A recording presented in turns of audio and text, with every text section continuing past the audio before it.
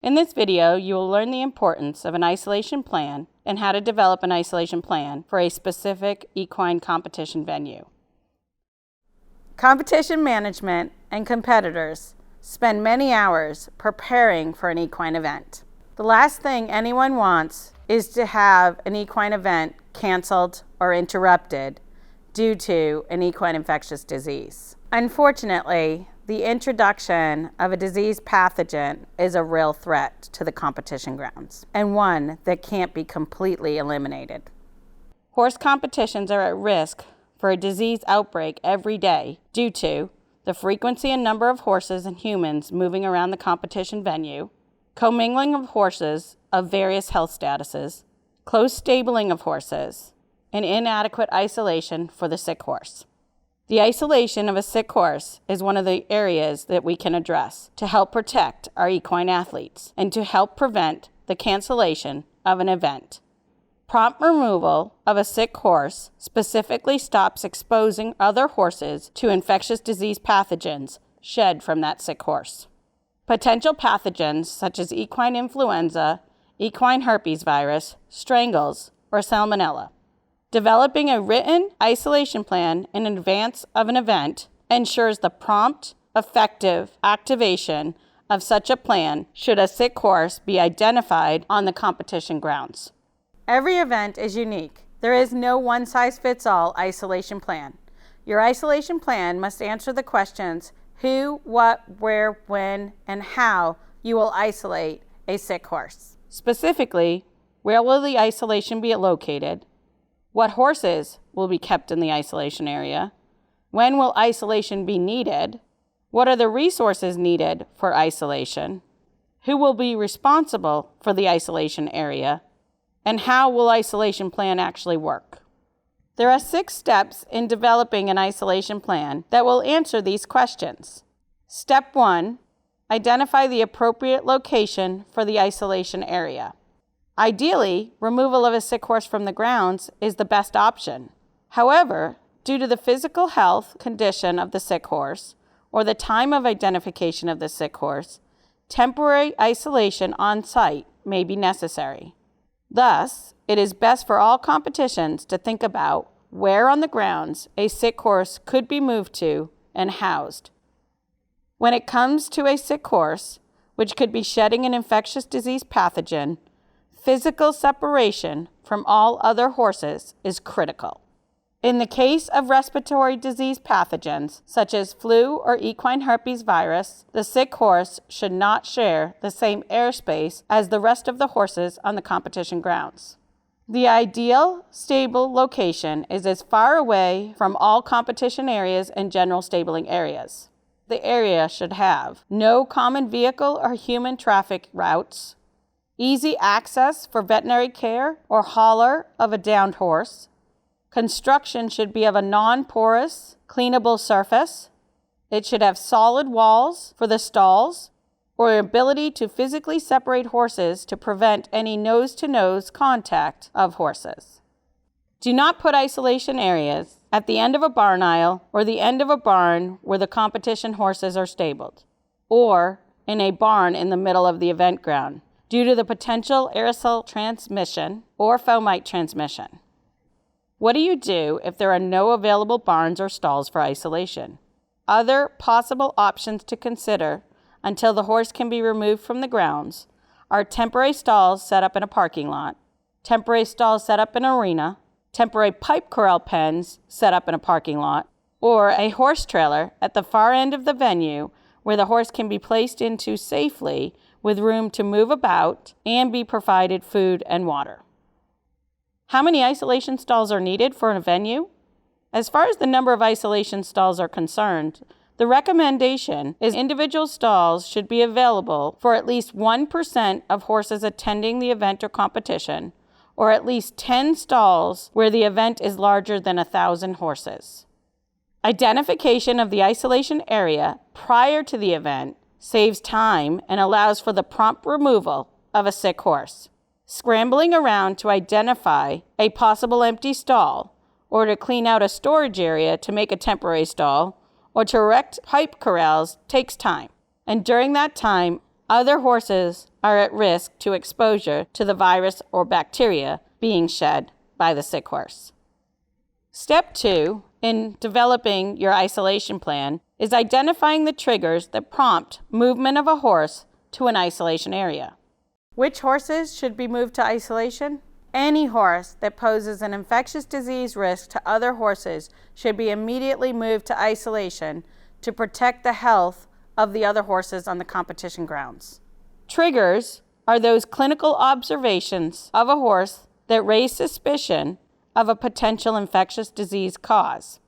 The clinical observations that may be indicative of a horse that poses an infectious disease risk include a horse with an unexplained elevated temperature over 101.5, a horse displaying neurologic signs such as stumbling, a wobbly gait, dragging of feet, dribbling urine, or unable to rise, a horse with diarrhea not explained by diet change or nervousness, a horse with nasal discharge or coughing, a horse with lesions draining pus-like material, a horse with blister-like lesions or vesicles on the lips, tongue, or muzzle, or displaying excessive salivation, and generalized edema, swelling in multiple limbs or ventral abdomen.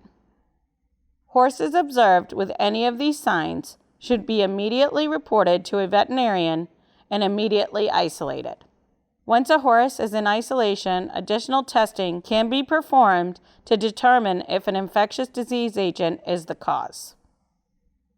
Step 3 in developing your isolation plan is identifying resource needs and sources for resources. What supplies are needed for isolation? Advanced planning of what supplies are needed and where they can be purchased is critical. When a sick horse is identified, it's not the time to run to Walmart or Tractor Supply to buy disinfectant or stall cleaning equipment for the isolation area. There are 3 categories of supplies needed for an isolation area.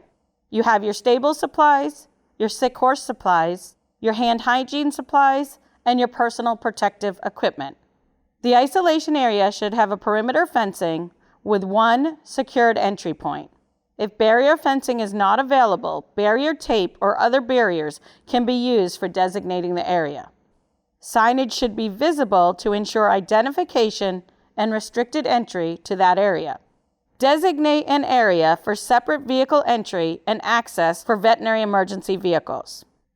The isolation area should have dedicated stall cleaning and feeding equipment, such as wheelbarrow, pitchfork, shovel, broom, water hose, sharps container, trash can with a secure lid, garbage bags, disinfectant, grain and hay storage, and insect control products. Should also have an area for disposal of soiled bedding and water from water buckets. Ideally, these items would be clearly marked as belonging to the isolation area. Each isolation stall should have a designated feed and water bucket, disinfectant foot bath, hand sanitizer, disinfectant spray, and insect control products for the horse, and a thermometer. Personal protective equipment should be available and required for any person entering the isolation area, and PPE, personal protective equipment, should be disposed of upon exiting the stall. New PPE should be donned each time when entering the stall of a sick horse. PPE supplies include disposable plastic booties, disposable gloves, and disposable coveralls. A checklist of all supplies is needed for the isolation area. That checklist should be included in the written isolation plan. Ideally, a minimum of 1 day of supplies should be on hand at all times. Step 4, determining roles and responsibilities for the isolation area. Who are the people responsible for the isolation plan? Designating those individuals and their responsibilities along with their contact information should be written in the isolation plan. The isolation plan should include names and contact information for the individuals or entities and the functions.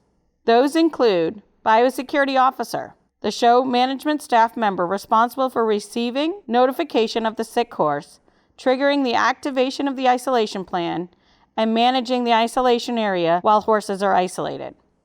The isolation setup team is responsible for securing resources and setting up the isolation area for the horse to enter.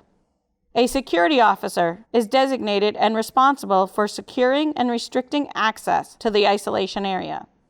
The attending veterinarian should be listed as the individual who will oversee the medical care of sick horses in that isolation area.